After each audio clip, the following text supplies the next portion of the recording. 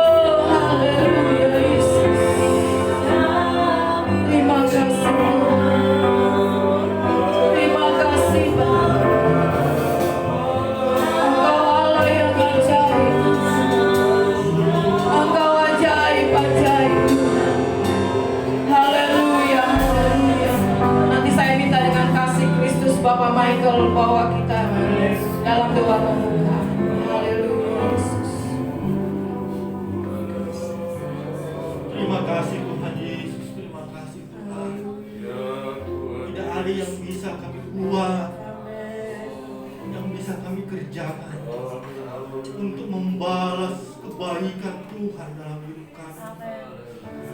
Bahkan sudah mengorbankan dirinya mati di kayu salib untuk menebus dosa kami, Tuhan. Sehingga kami punya jaminan keselamatan yang Tuhan sudah berikan bagi kami, umat-umat yang percaya kepada Tuhan. Dan pagi hari ini kami anak-anak-Mu akan beribadah kepada Engkau, Tuhan. Jadikan ibadah ini ibadah yang diberkati oleh Tuhan. Sehingga kami semua jemaat Tuhan, hamba-hamba Tuhan, boleh menikmati berkat yang luar biasa lewat ibadah pada pagi hari ini, Tuhan Yesus. Untuk memberkati, mengurapi pelayan-pelayan Tuhan yang akan mengambil bagian dalam pelayanan pagi hari. Terima kasih Bapa. Kuasai kami semua, kuasai tempat. Kami serahkan ibadah ini hanya di dalam nama Tuhan Yesus Kristus. Haleluya. Amin. Haleluya. Haleluya. Haleluya. Haleluya. Puji Tuhan. Saudara diberkati Tuhan. Amin. Puji Tuhan. Kita merasakan kebaikan Tuhan. Mari kita membesarkan nama Tuhan, kita agungkan nama Tuhan. Amin. Besarkan nama Tuhan. Haleluya. Oh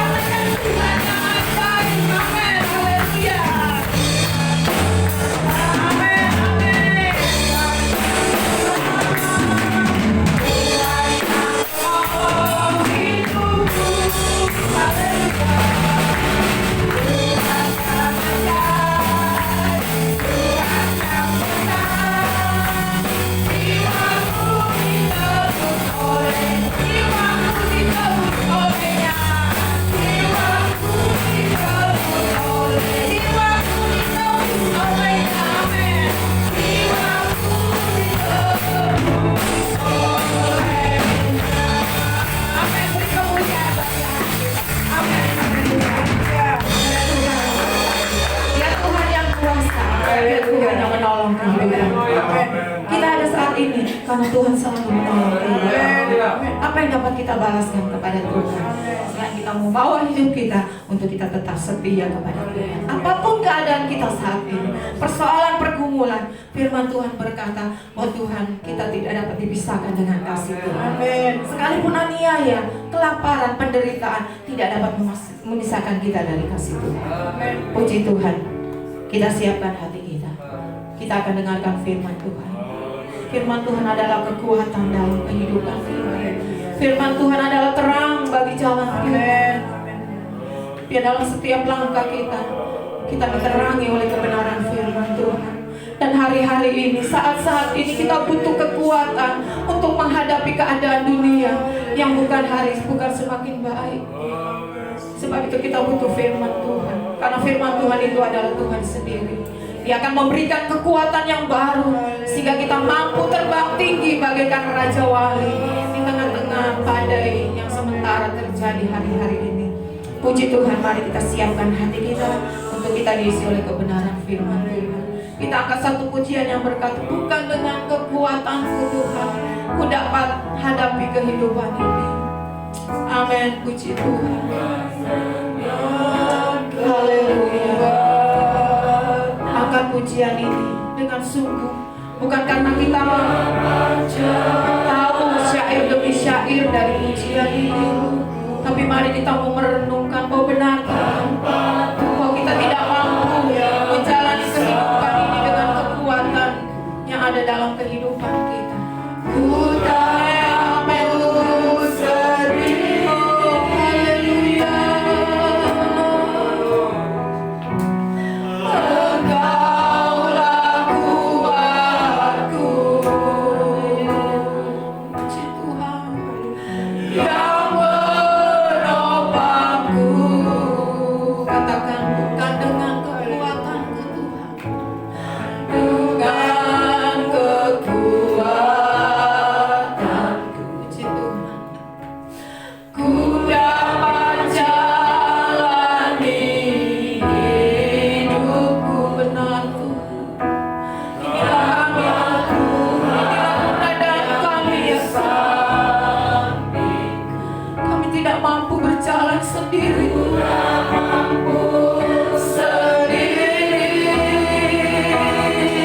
Angkat tangan kita kepada Tuhan. Kita mau katakan, Engkaulah kekuatanku. Amin, puji Tuhan. Yang menopangku, pandang wajah-Mu.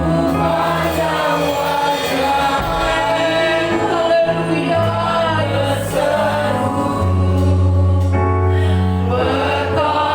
Pertolonganku datang dari-Mu.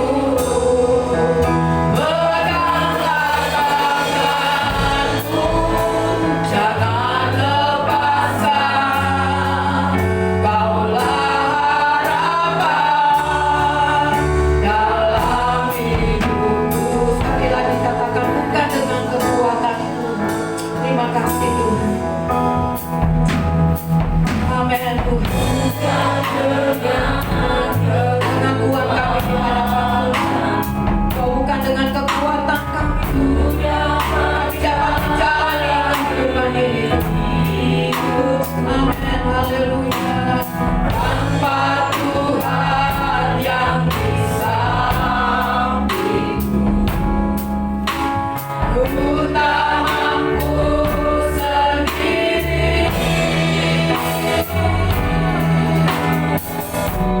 Engkaulah kuatku. Amin, amin Tuhan. Yang menopangku, pandang wajah-Mu Tuhan. Amin, amin.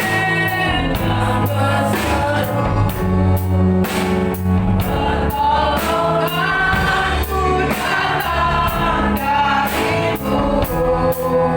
Peganglah tanganku, jangan lepaskan. Kaulah harapan dalam-Mu. Pandang wajah-Mu Tuhan, pandang wajah-Mu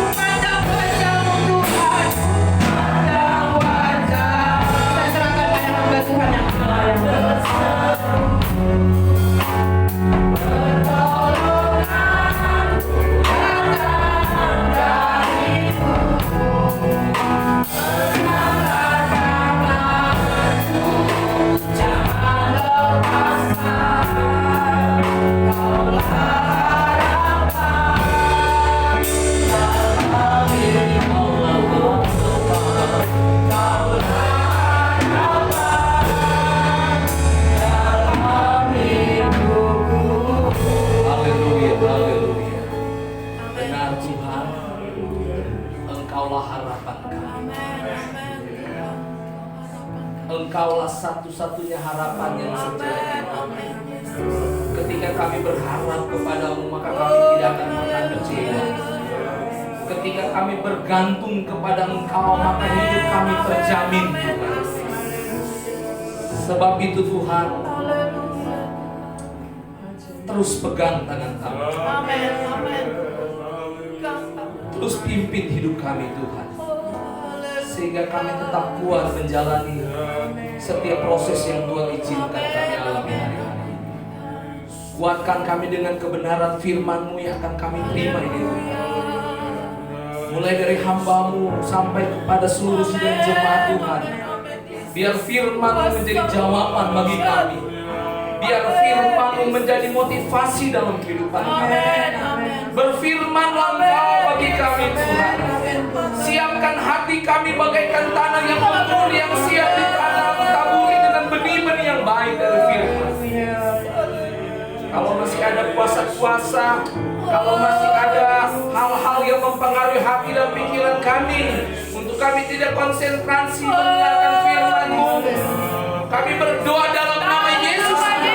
Usir jauh dari tempat ini, usir jauh dari hati dan pikiran kami, supaya kami bisa fokus mendengarkan firman. Berfirmanlah Engkau, kami siap mendengarkannya. Di dalam nama Tuhan Yesus Kristus, haleluya, amin. Puji Tuhan, silakan duduk. Salam sejahtera dalam kasih Tuhan Yesus Kristus. Selamat pagi Bapak Ibu yang dikasihi Tuhan. Haleluya. Apa kabarnya? Luar biasa. Haleluya, puji Tuhan. Terima kasih Bapak Gembala yang kalau pagi hari ini memberi kesempatan kepada saya untuk share firman Tuhan. Sebelumnya saya perkenalkan dulu, nama saya Handi Maningke. Saya melayani di daerah Pekayon, perumahan sama seperti di perumahan juga, di perumahan Century Gria, tepatnya di belakang Mall Revo. Nah, itu ada perumahan di belakang situ, disitulah kami melayani. Puji Tuhan. Dan terima kasih sekali lagi kesempatan ini. Saya percaya tidak ada yang terjadi secara kebetulan. Amen. Bagi anak Tuhan, firman Tuhan bilang Tuhan itu menetapkan langkah-langkah kita. Amen. Jadi percayalah hidup kita ada dalam tangan Tuhan. Amen. Kalau Tuhan pegang tangan kita, haleluya, kita pasti menang. Puji Tuhan. Nah, kita akan lanjut kepada firman Tuhan. Kita lihat di dalam satu pembacaan firman Tuhan. Saya ambil pagi hari ini di dalam kitab Yakobus pasalnya yang pertama. Yakobus pasalnya yang pertama ayatnya yang ke-12. Kitab Yakobus pertama ayatnya yang ke-12. Puji Tuhan, yang sudah dapat katakan amin. Amin. Saya akan bacakan bagi kita semua. Firman Tuhan berbunyi sebagai berikut. Berbahagialah orang yang bertahan dalam pencobaan. Sebab apabila ia sudah tahan uji, ia akan menerima mahkota kehidupan yang dijanjikan Allah kepada barang siapa yang mengasihi Dia. Katakan amin, Bapak. Dari ayat ini ada beberapa hal yang bisa kita perhatikan. Yang pertama, bahwa ternyata hidup kita sebagai anak Tuhan, sebagai orang percaya, kita tidak kebal dengan yang namanya masalah hidup. Kita tidak kebal dengan yang namanya pergumulan hidup. Sebab itu kalau kita berpikir saya jadi anak Tuhan supaya saya tidak punya masalah, maka kita sudah salah pikir, ya kan?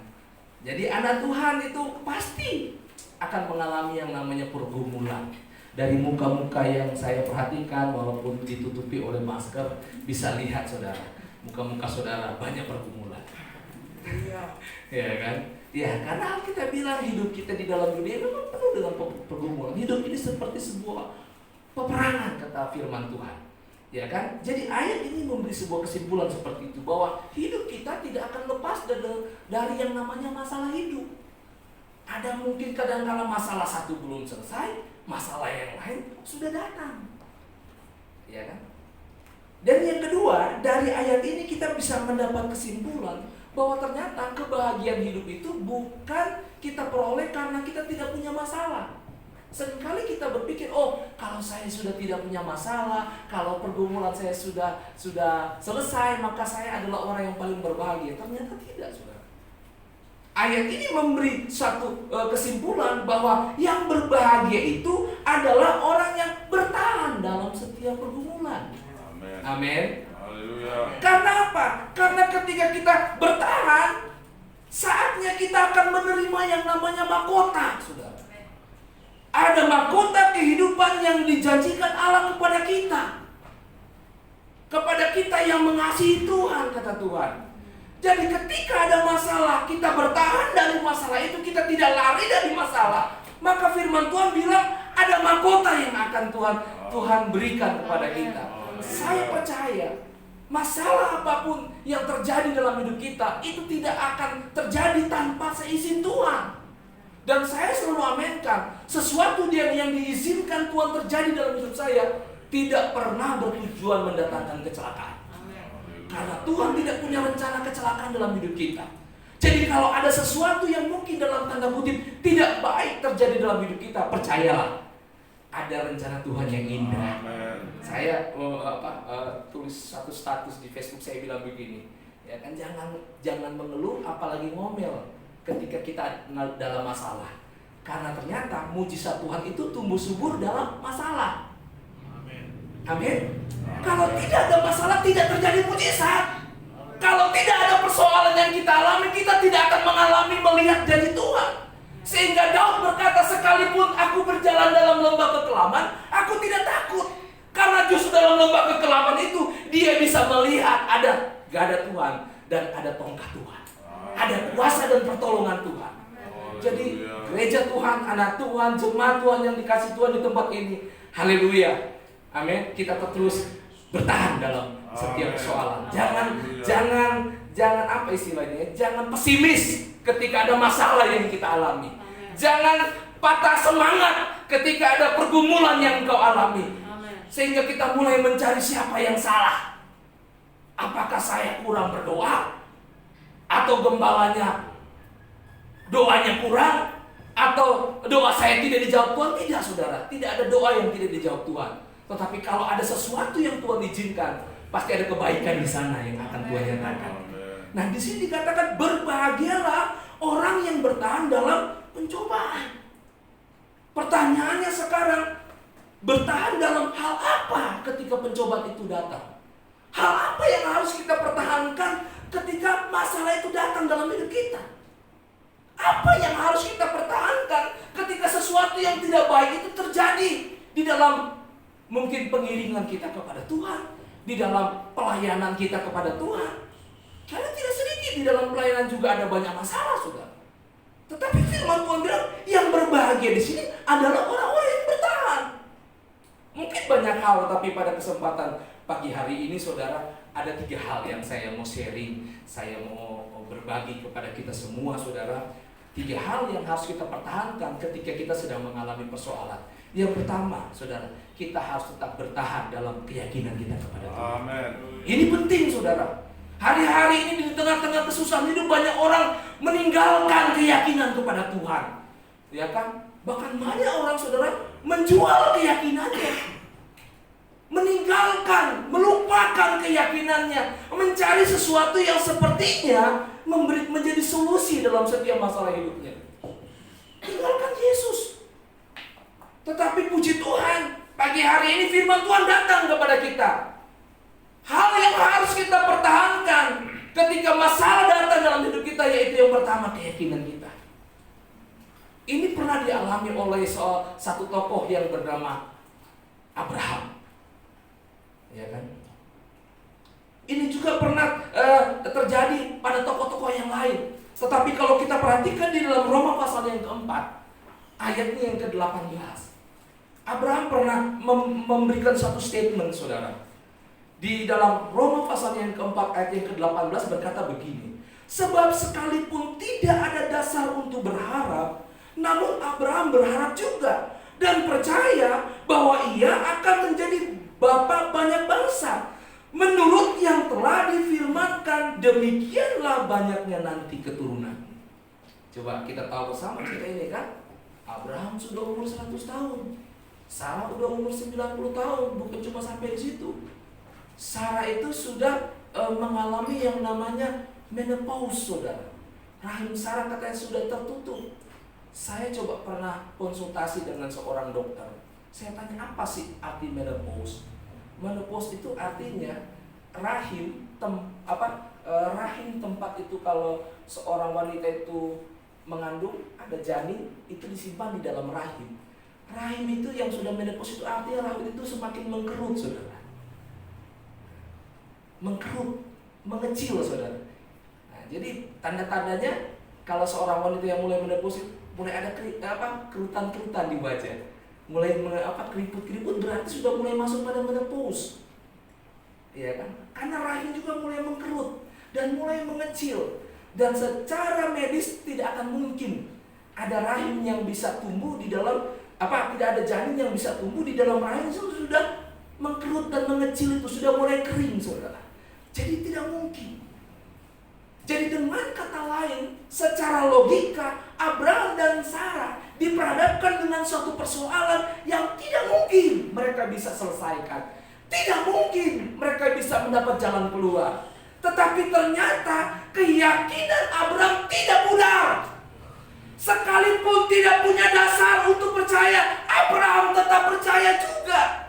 Saya tidak tahu masalah persoalan yang saudara alami, tapi mungkin juga saudara diperhadapkan pada situasi seperti Abraham. Tidak mungkin. Saya tidak mungkin. Di dalam kondisi seperti tidak mungkin. Tidak mungkin. Mungkin secara logika tidak mungkin, tapi jangan sampai kita kehilangan keyakinan kita kepada Tuhan. Sekalipun tidak punya dasar, tetap percaya kepada Tuhan. Amin. Haleluya. Hari-hari ini iblis menawarkan banyak solusi yang dalam tanda kutip saudara seperti memberikan solusi, tetapi sebenarnya itu semua cuma tipu muslihat, saudara. Tetap percaya kepada Tuhan sekalipun tidak punya dasar. Amin. Karena kita yakin kepercayaan kita kepada Tuhan itu, saudara, seperti Saul, seperti jangkar. Ya kan? Jangkar itu saudara yang menahan. Saya beberapa waktu yang lalu saya nonton di TV, fungsi dari jangkar itu. Jangkar itu menahan supaya kapal yang diombang-ambingkan oleh gelombang itu tidak terhanyut, tidak terbawa hanyut. Goyang iya, tapi hanyut tidak. Kenapa? Ada jangkar. Masalah yang kita alami mungkin bisa membuat kita takut, bisa membuat kita khawatir, bisa membuat kita bimbang, bahkan bisa membuat kita putus asa. Tapi kalau kita punya keyakinan, kita tetap percaya kepada Tuhan, kita tidak mudah tersesat. Amen. Kenapa? Karena ada jangkar, ada keyakinan, ada iman di dalam hidup kita. Ini harus kita pertahankan. Dan ketika kita bertahan, kita adalah orang-orang yang berbahagia. Amin. Coba katakan kiri kananmu, bilang begini, tetap percaya ya. Tetap percaya. Haleluya. Tetap percaya. Amin. Di masa sukar tetap percaya sama Tuhan. Yang kedua, saudara, apa yang harus kita pertahankan ketika masalah, persoalan itu datang dalam hidup kita? Yang harus kita pertahankan adalah kita harus tetap di dalam Tuhan. Tetap hidup di dalam Tuhan. Yosua ketika dia memimpin bangsa Israel di dalam Yosua pasal yang pertama ayatnya yang ke-7, Tuhan memberi firman kepada Yosua supaya ini disampaikan kepada jemaat Tuhan, kepada umat Israel. Di dalam Yosua 1 ayat yang ke-7, hanya kuatkan dan teguhkan hatimu dengan sungguh-sungguh, bertindaklah hati-hati sesuai dengan seluruh hukum yang telah diperintahkan kepadamu oleh hamba-Ku Musa. Janganlah menyimpang ke kanan atau ke kiri, supaya engkau beruntung kemanapun engkau pergi. Haleluya. Ya kan, tinggal di dalam Tuhan. Kalau yang pertama tadi percaya itu berbicara tentang sikap hati, maka yang kedua ini tetap di dalam Tuhan itu bicara tentang cara hidup kita. Ya kan, gaya hidup kita. Sekalipun hari-hari ini sulit Bapak Ibu, tetapi mari kita tetap tinggal di dalam Tuhan. Tetap hidup taat kepada firman Tuhan. Oh haleluya. Jangan karena situasi sulit, kebutuhan mencekik dan semuanya mengintimidasi, kita mulai kerja tidak jujur, saudara. Kita mulai tipu sana sini, saudara. Kita mulai keluar dari firman Tuhan. Haleluya. Bapak Ibu, mari dalam situasi sulit sekalipun tetap hidup dalam kebenaran firman. Karena firman Tuhan bilang dalam Injil kitab Yosua tadi, kalau kita tidak menyimpang ke kiri dan ke kanan, maka kita akan beruntung. Amin. Kita beruntung kemanapun kita pergi dan berada. Haleluya, Bapak Ibu, mari tetap hidup dalam kebenaran firman. Jangan menyimpang, saudara. Ketika kita menyimpang, kita akan tersesat. Tapi ketika kita berjalan dalam kebenaran firman Tuhan, maka kebenaran firman Tuhan itu akan membawa kita pada keberhasilan. Saya bilang kepada jemaat, susah memang ikut kebenaran firman. Tapi ketika kita ikut firman Tuhan, maka hidup kita akan dipenuhi dengan kemuliaan dan kemuliaan. Amen. Setiap hari kita pasti akan melihat mujizat Tuhan. Setiap hari kita akan bisa melihat berkat Tuhan. Amen. Caranya bagaimana? Nggak usah dipikirin, itu bagian Tuhan. Kalau bicara berkat itu bagian Tuhan, ya kan? Kalau bicara mujizat itu bagian Tuhan. Bagian kita apa? Tetap hidup di dalam firman. Amen. Tetap hidup di dalam kebenaran firman. Ketika kita menyimpang, saudara, jangan saudara pikir saudara pintar, saudara kaya, saudara kuat, maka saudara bisa seenak-enaknya. Nggak bisa, saudara. Kekuatan, coba lihat hari-hari ini dengan virus yang terjadi, saudara. Apa yang bisa menjadi jaminan? Kekuatan kita. Ini virus menghajar bukan cuma orang miskin, saudara, orang kaya juga. Bukan cuma orang yang tidak punya jabatan, saudara. Orang yang tinggi jabatannya sekalipun dihajar sama dia. Ini membuktikan, saudara, bahwa manusia tidak bisa berbuat apa-apa. Manusia lemah. Tapi kalau kita tetap di dalam jalan Tuhan, saya percaya, saudara, maka hidup kita senantiasa disertai Tuhan. Amen. Saya ingat firman Tuhan di dalam Yesaya pasalnya yang ke 41 ayat yang ke-10, di situ dikatakan jangan takut, aku menyertai engkau. Jangan bimbang, aku nyalamu. Aku akan meneguhkan engkau, aku akan menolong engkau, aku akan memegang engkau dengan tangan kananku yang memberikan jaminan kemenangan. Kalau kita berjalan di dalam kebenaran firman Tuhan, gak usah takut, ada Tuhan yang menyertai kita. Amen. Tapi kalau engkau mulai berlaku menyimpang ke kiri dan ke kanan, engkau mulai mencari jalan lain, saudara, maka Tuhan akan kasih biar sama kita. Tuhan akan biarkan kita. Tuhan sanggup, tetapi tidak akan menolong kita. Tapi kalau kita berjalan di dalam kebenaran firman Tuhan, maka kekuatan kita, Tuhan lah yang akan memampukan kita. Amin. Kalau kekuatan Tuhan memampukan kita, maka kita pasti berhasil. Kita pasti menang. Yang ketiga, Bapak Ibu, apa yang harus kita pertahankan di tengah-tengah masa sukar yang kita alami hari-hari ini?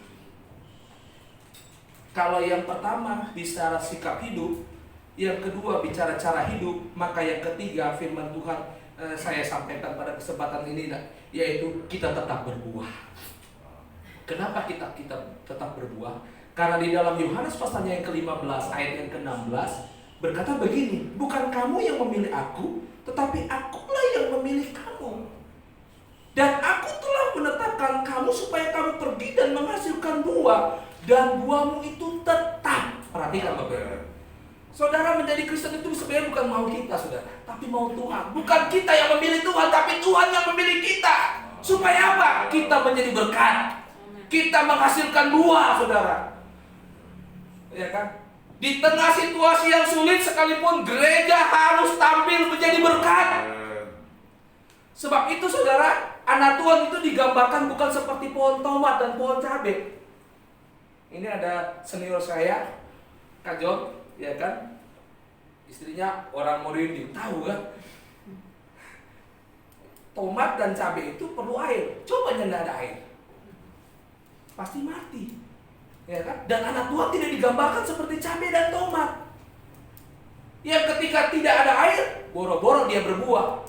Hidup pun tidak bisa. Tetapi firman Tuhan menggambarkan anak Tuhan itu seperti pohon korma dan pohon aras. Mazmur pasalnya yang ke-92. Di situ dikatakan ayatnya yang ke-13 ya, 12-13.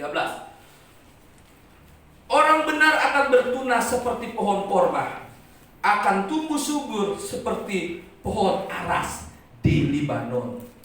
Kenapa anak Tuhan digambarkan seperti pohon korma dan pohon aras di Libanon? Saudara, saya baca dan perhatikan, ini pohon korma dan pohon aras ini agak aneh saudara, lain dengan tanaman yang lain. Pohon korma ini beda dengan pohon tomat dan pohon cabai saudara. Kalau pohon cabai dan pohon korma sangat memerlukan air, ya, pohon cabai dan tomat ini sangat membutuhkan air. Pohon korma ini lain saudara. Dia justru ketika ditumbuhnya saudara, tidak di tempat-tempat yang banyak airnya, tidak. Dia tumbuh di padang pasir saudara. Dan dia tumbuh itu bukan di atas permukaan tanah saudara. Nah kalau di padang pasir kan suka ada badai pasir saudara, badai. Jadi seringkali tertutup. Tapi sekalipun tertutup dengan pasir yang panas, pohon korma ini tidak mati. Dia tetap bertumbuh dan akan menghasilkan buah. Dia dia itu tumbuh di dalam pasir saudara. Kadang-kala muncul ketika ada badai, dia akan mungkin tertutup pasir tetapi tidak mati. Dia tetap berbuah saudara. Dia tetap tumbuh dan berbuah. Ini pohon korma. Kenapa? Karena dia punya akar yang dalam. Anak Tuhan ketika kita berakar kepada Tuhan digambarkan seperti pohon korma. Sekalipun masa sulit, sekalipun masa kering, tetap tumbuh dan berbuah. Haleluya. Bahkan digambarkan anak Tuhan itu seperti pohon aras di Libanon. Pohon aras ini saudara tidak tumbuh di tanah-tanah yang subur, tapi dia tumbuh di tanah-tanah yang berbatu-batu. Artinya apa? Sekalipun situasi sulit, keras sekalipun, anak Tuhan tetap bertumbuh dan berbuah. Anak Tuhan harus tetap menjadi berkat. Kenapa? Karena kita punya sumber hidup itu, yaitu Tuhan. Ketika kita bertahan di masa sulit, tetap berbuah, tetap menjadi berkat saudara. Tetap menabur. Saya selalu bilang, berkat yang kita, buah yang kita hasilkan itu akan berubah menjadi benih yang kita tabur. Dan tidak akan mungkin ada orang yang menuai tanpa ada yang menabur. Kalau kita mau menuai, harus menabur. Amin saudara. Saudara, ketika kita berbuah menjadi berkat bagi orang lain, tanpa sadar buah itu akan berubah menjadi benih unggul yang kita tabur. Dan kalau kita menabur kebaikan, kita pasti akan menuai kebaikan. Ada enggak saudara orang tanam cabai, hari ini dia berdoa, kemudian 3 bulan ke depan dia berdoa supaya yang dia tuai adalah jagung? Ada enggak saudara? Dia tanam cabai, dia tuai jagung. Ada enggak? Di kampung saya ada. Cuma istilahnya rombit. Nanti tanya sama Bapak Gembala apa arti rombit, saudara. Ya kan? Dia tanam cabai, dia tuai jagung, tapi jagung tetangga ternyata yang dia tuai.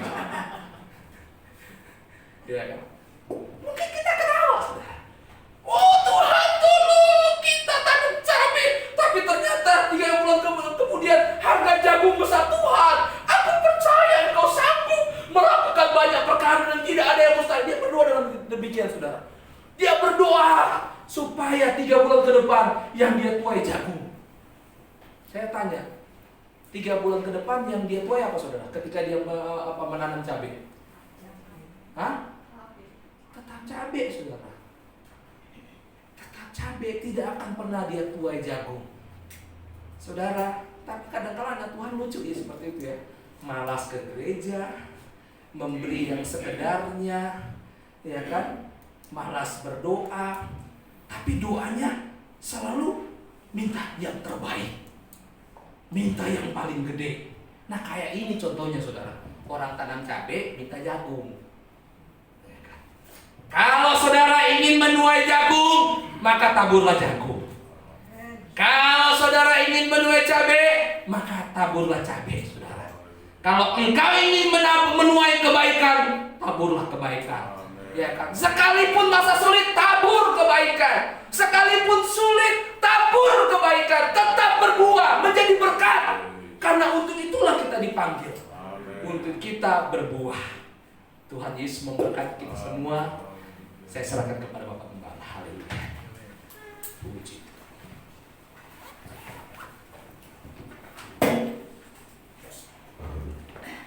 Puji Tuhan saudara, saya yakin dan saya percaya kita sudah diberkati oleh Tuhan. Firman Allah yang memberikan kehidupan, firman Allah yang memberikan berkat kepada mereka yang mendengarkan, dan mereka yang melakukan firman Tuhan. Kita akan masuk dalam perjamuan asa yang kudus. Mari saya mengundang sama-sama kita berdiri. Kita nyanyi pujian salibnya, salibnya, salibnya. Kita mempersiapkan diri kita dengan benar, dengan baik untuk bersekutu di dalam tubuh dan darah Yesus.